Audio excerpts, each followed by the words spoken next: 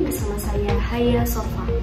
Berita terupdate seputar mata kuliah Teknik Reportase dan Investigasi Berita, di mana mata kuliah ini diampu oleh Bapak dosen Adi Kusuma, SIKOM MSI. Pembelajaran berlangsung pada hari Senin, 30 Oktober 2023. Pembelajaran dilaksanakan secara daring atau online menggunakan aplikasi Google Meet.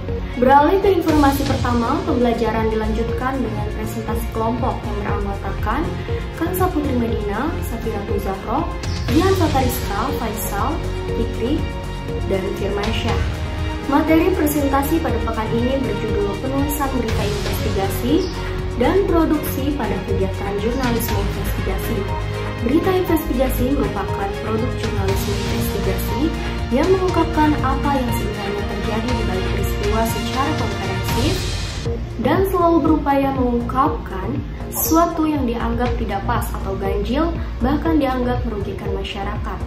Berita investigasi tidaklah bertujuan menjebloskan seseorang ke dalam penjara, melainkan memicu ke dalam suatu perubahan mengekspos ketidakadilan, menekan kezaliman, tetapi sekaligus juga memberi pencerahan dan kejelasan atas duduk perkara suatu peristiwa kepada masyarakat. Jurnalisme adalah alat pemasok kebutuhan seseorang dalam berkomunikasi sebagai alat penting bagi manusia dan sebagai jalan bagi manusia bertukar informasi. Jurnalisme investigasi merupakan kegiatan mengumpulkan, menulis, mengedit, dan menerbitkan berita yang bersifat investigatif atau sebuah penelusuran panjang dan mendalam terhadap sebuah kasus yang dianggap memiliki kejanggalan. Tujuan kegiatan jurnalisme investigatif adalah memberitahu kepada masyarakat adanya pihak-pihak yang telah berbohong dan menutup-nutupi kebenaran. Sifat dan tujuan pelaporan investigasi mengungkapkan kepada masyarakat informasi yang dulu mereka ketahui karena menyangkut kepentingan atau nasib mereka. Dengan mengetahui informasi itu, masyarakat dapat ikut berpartisipasi dalam mengambil keputusan. Laporan penyelidik tidak hanya mengungkap hal-hal yang secara operasional tidak sukses, tetapi dapat juga sampai kepada konsep yang keliru. Jenis-jenis berita investigasi, yang pertama reportase mengenai investigasi, reportase investigasi intern MC, reportase investigasi orisinal, struktur berita investigasi, menulis investigasi reporting, berbeda dengan menulis berita langsung karena investigasi reporting memerlukan lebih banyak sumber, lebih banyak bahan, lebih banyak fakta. Sedemikian banyaknya bahan dapat menyebabkan tersesat. Agar tak tersesat, dianjurkan agar memulailah dengan membuat outline serta menuliskan fokus tulisan.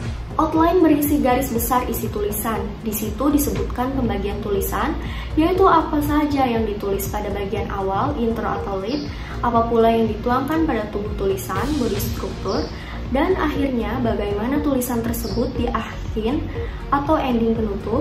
Tidak seperti pada bentuk piramida terbalik yang geometri kaku, struktur penulisan berita investigatif yang mirip dengan penulisan feature adalah organik, ada pemulaan cerita, pertengahan, serta penutup, dan semua bagian erat saling berhubungan.